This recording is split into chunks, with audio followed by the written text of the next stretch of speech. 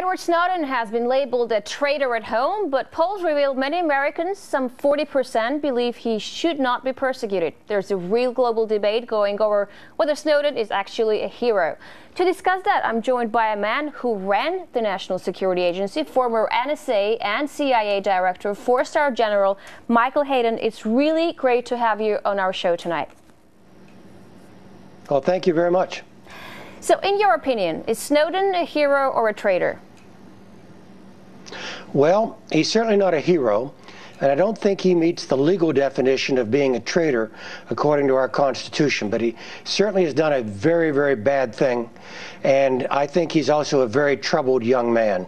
So perhaps truth lies somewhere in between the two extremes you pointed out. Mm-hmm. Well, do you think he could be a Chinese spy? Dick Cheney seems to think so. You know, I don't have evidence of it, but it's a curious thing. Why would he go to Hong Kong for his refuge?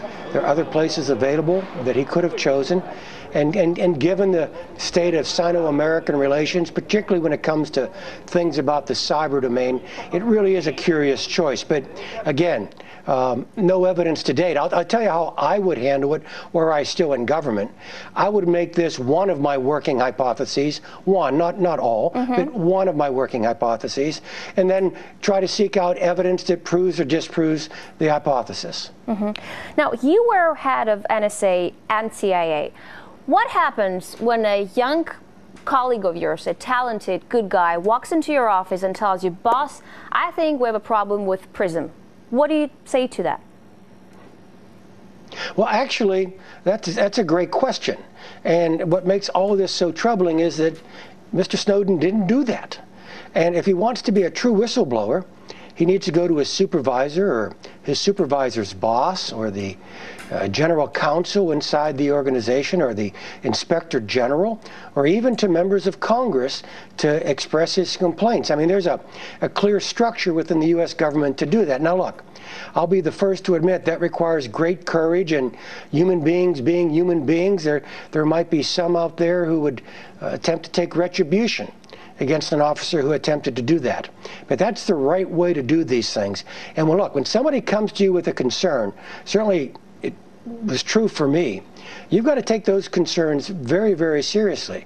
I mean, this is somebody acting out of conscience, and you need to sit down and talk with that individual, and if necessary, follow up to see if their concerns actually have real merit. I remember back in 2007, there were also cases of whistleblowing when you were head of NSA. Did this man address you with their concerns before they went public with their information? I had actually left NSA by 2005, and so those events in 07 and 08 came after I had left, but I have no knowledge that other than complaining about some technological decisions that were made inside NSA, I have no knowledge that anything akin to an appropriate whistleblower process had begun at the agency. General Hayden, with a secrecy breach like this, a disaster basically, what's going on inside NSA and CIA right now? I mean, you should know, as somebody being held responsible. Talk us through things. What do you do when a major crisis exposes you? Yeah, now what you're looking for is responsibility, not necessarily guilt. All right, you want people to be open to you. You want a clear description with regard to what has happened. And so you go to individuals to learn, to create lessons that allow you to prevent or at least reduce the possibilities that these kinds of things could happen in the future. And so you're doing a lot of forensics on the system.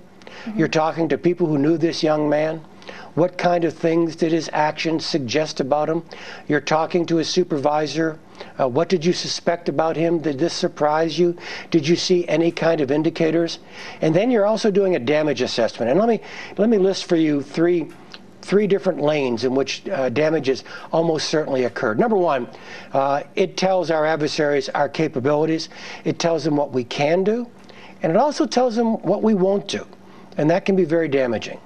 Secondly, this will punish American firms who have cooperated with NSA, punish them even though all they've ever done is simply obey American law and help defend the United States. And then finally, if there's anyone else out there in the world, another government, a potential source, who might want to cooperate with the United States, why would they trust us when we promise that we can keep a secret? So all those things are damaging. Well, you brought up firms. From your own experience, have social media companies any choice other than obey NSA orders? Well, again, I've not been at NSA for a long time now, but my understanding of the program is that these companies, these private concerns, were responding to specific court orders, and under U.S. law, they can fight those orders in court. Some have done that. I don't know the results of any of these contentious cases, but my suspicion is they win some and they lose some. But if they're doing everything that's legal, why are you saying they'll be punished? Well, because these are international firms, and although they're acting very consistently with American law, there will be others in the world who will look at them with suspicion, and certainly, from my point of view, unwarranted suspicion, but that's what's going to happen. And what's happening to programs like the ones that Snowden made public, this PRISM data collecting tool? Are they being wrapped up right now, or is the NSA going to go ahead with it, in your opinion? No, I would see no reason why either the programs that he revealed, the metadata program or the PRISM program, why they would be stopped. They're lawful, they're appropriate, they're effective. But the effectiveness may be the element that's most harmed by these revelations. Again, adversaries now know what we can do and also know what we won't do, the boundaries of American law and policy. And that gives them a higher probability that they'll be able to protect their communications from United States agencies trying to intercept them. Can I tell you something, though? As much as PRISM is huge and it has turned America into a database platform, for all its access to Facebook, Google, Yahoo, Microsoft, it missed the Tsarnaev brothers' online activity prior to the Boston bombing. Are you guys maybe casting the net too wide? Well, actually, the Tsarnaevs were not detected by any program like this, and the Tsarnaevs were not detected because PRISM isn't suitable for detecting the kind of communications that the Tsarnaev brothers had prior to the Boston bombing. PRISM is about foreigners. It requires a belief on the part of the National Security Agency that those people we want to monitor are foreigners and have foreign intelligence value. And we've got to prove that in broad terms to an American court before we can insist that one of these companies assist us in that effort. President Obama has claimed surveillance programs have stopped 50 attacks. But since these programs began operating shortly after 9/11, how many terrorist attacks were prevented solely by information gathered from these PRISM-like programs that could not be gained through any other source? Right, and that's a great question, and I don't mean to be indirect with my answer, but I'm going to be indirect. I don't know is the correct answer to your question, how many have been prevented only through the efforts of these two programs. But in actuality, I can't point to any program very often that is the sole reason that we've had an intelligence success. One of the great achievements of American intelligence in the past dozen years is that we've been able to blend multiple streams of information with little bits of data here and little bits of data there that we've been able to combine into a meaningful picture. In other words, we've been able to pick up shards of glass that individually have no meaning, but because we collectively have a large number of these shards, can actually combine them into a very meaningful mosaic. I want to read out a quote from Snowden. "The consent of the governed is not consent if it is not informed." I think what he's trying to say is a lot of people feel uncomfortable after these leaks because it seems like you break into my home, you listen to my phone calls, you intercept my emails, my private SMSs, without telling me you're doing that, and you're labeling all of that as war on terror. Can you really not fight war on terror and protect privacy, my privacy? Well, I think the president was right when he said responsible governments have to make choices. You can't have absolute privacy and absolute security. There always has to be a balance between the two. And the balance, frankly, is based upon the totality of circumstances. What is the nature of the threat? How real is that threat? How imminent is that threat? How effective is this tool in detecting that threat? And so I think I agree with the president that this is a suitable balance. Now, I should point out that some of the things you said Americans are saying are simply errors of fact. We aren't doing many of those things. But unfortunately, here in the United States, when these kinds of stories get out into the public domain, I'm fond of saying they are rushed into the darkest corner of the room as rapidly as possible. So one of the important things is to make sure the American people exactly understand what we're doing. Now, to go back to Snowden's quote about the consent of the governed, this isn't ancient Athens. This isn't a direct democracy where we allow the entire population to vote on every proposition. We are a representative democracy. The people's representatives were informed of these programs, and they voted in favor of them. They've been approved by 2 presidents. They've been approved by the American court system. In the American system, if the executive branch, the legislative branch, and the judicial branch line up, it doesn't get any better than that in terms of consent of the governed. Mm-hmm. But I mean, a security state is not really a state religion that can't be questioned, and if you question it, then you're not loyal, right? I mean, are you saying? No, not at all. That's right.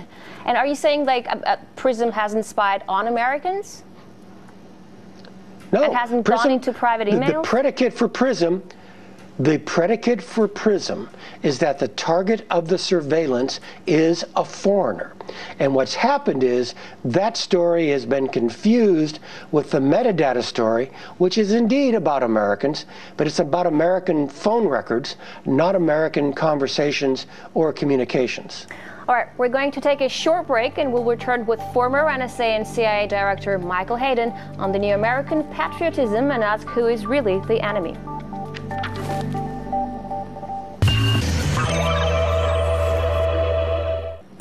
Welcome back to the show. Our guest today is Michael Hayden, former NSA and CIA Director, and we're discussing the fallout from PRISMgate and Edward Snowden's extraordinary revelations. General Hayden, what exactly does it tell you about your system that your own people whistleblow on you? Because it's not the first time. No, it's not. And you know, I mentioned before that I believe Mr. Snowden was not a hero. He had committed a crime, but he was also a troubled young man. Let me phrase it for you this way. What kind of moral arrogance is required to believe that your personal moral judgment trumps that of 2 presidents, 2 houses of our Congress, the American courts, and over 30,000 of your co-workers? Now, I will admit, in American society, as in Russian society, we have a generation of young folks whose kind of absolute commitment to transparency reaches well beyond anything of my generation or even my children's generation. And we are now, like the Russian security services or any security service throughout the world, we're now recruiting from populations whose views towards secrecy and openness are a bit different than those that have been traditionally held by the people we recruited in a former age. And so you've got a Mr. Snowden, you've got Private Manning, both of whom almost have this romantic attachment to revealing secrets. But in both cases, this commitment to absolute transparency has created great harm to the security of people around the world. Mm-hmm. But can I ask you something? If not whistleblowers, who else can stop you in case you push it too far? There must be checks and balances everywhere, right? No, you're right. You're right. Now, let me raise a technical point for you. A whistleblower has to point out unlawful activity. Even Snowden admits this wasn't unlawful. He claims it was unwise or it was inconsistent with his personal value system. But no one claims it was unlawful. It was consistent with law. It was done under a court order with the knowledge of the Congress. And so it's hard for me to imagine that anyone would afford him whistleblower status, at least in the technical legal definition of the term. Now, where do you get debate? You get debate in our representative government. You get debate from a judge who pushes back, saying he's uncomfortable with the outlines of the court order we want him to sign. You get debate in the American Congress, where members, particularly the intelligence oversight committees, get a chance to look at these programs and to pass on their merits as to whether or not they would authorize them or appropriate funds for them. I mean, we've been talking for a while. Are we really saying that giving all the details of my private life to a government agency is the new normal? It's the new patriotic norm? No, not at all. And again, that you're saying that as a reflection as to how badly reported this story has been. The details of your private life are not being shared with the government. In these two programs, what the government gets is a macro database of phone calls, but just fact of call, nothing more. And with regard to the PRISM program, as I already said, it focuses on foreign communications of intelligence value to the United States. That's what the National Security Agency, and I might add, what the FSB is all about. See, the whole thing is that maybe if the security state was a little more transparent, like Obama promised it would be before he was elected president, then maybe the American public and the foreigners will be more comfortable with programs like PRISM. You bring up a wonderful point. And somebody with my background, coming from the security services, I mean, we're reluctant to say much about anything. We actually think we're more operationally effective the less our adversaries know about what it is we're doing. But we also realize we work in a democracy. And I'm now fond of saying that in the American democracy, the president probably gets to do anything one time, based upon his presidential authority and a narrow definition that it's simply lawful. But in our system, the president doesn't get to do anything over a long period of time without generalized popular support. And you're right, you don't get generalized popular support unless the American people, and especially their representatives, have some sense of broad knowledge, maybe not detailed, but broad knowledge about what their government is doing on their behalf. And so I now have to admit, even as a security professional, that we may have to make a few things more public, things that actually might make us a little less effective, so that we can make the American population more comfortable about what it is we're doing. Otherwise, the American population, the American democracy, will tell us to stop doing all of what we're doing. And so we're going to have these trade-offs: transparency, popular acceptance, and operational effectiveness. General Hayden, you brought up your security background, but you also come from a long line of Republicans. Where is the Republican point of view on all of this? I mean, how does the less government idea sit in with all of this?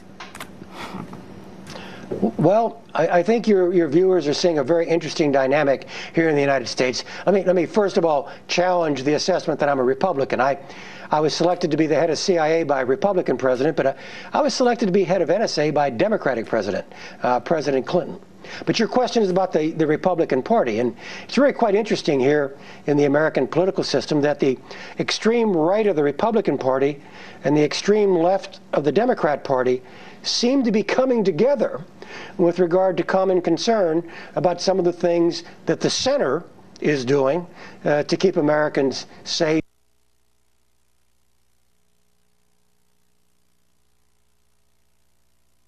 Be able to conduct espionage in the future inside a broader political culture that every day demanded more transparency and more public accountability from every aspect of national life. And they studied the problem, and they came back to me, and their final answer was, we're not sure. General Michael Hayden, former NSA and CIA director, it's been very interesting, and I want to thank you for joining us today, and I will see you in the next edition of Sophie & Co.